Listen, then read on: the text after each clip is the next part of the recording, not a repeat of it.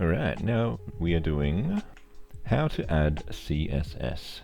There are three ways you can add CSS to your HTML. The first one is external CSS. This is added with a link with a rel equals a style sheet in it, and then a href link to our style sheet, which is a separate file, or if you wanted, you could add a full URL in there if you want a linking to another domain. The second way is internal CSS, which you can see here with our style tag. You can pretty much add this anywhere in the page, but I think the header is probably neater if you're using internal CSS. So you can see our style tags in here. This is basic setup. And then the third way to add it is inline CSS, which you can see here, which we have p style color pink. Did I do that wrong? Did I?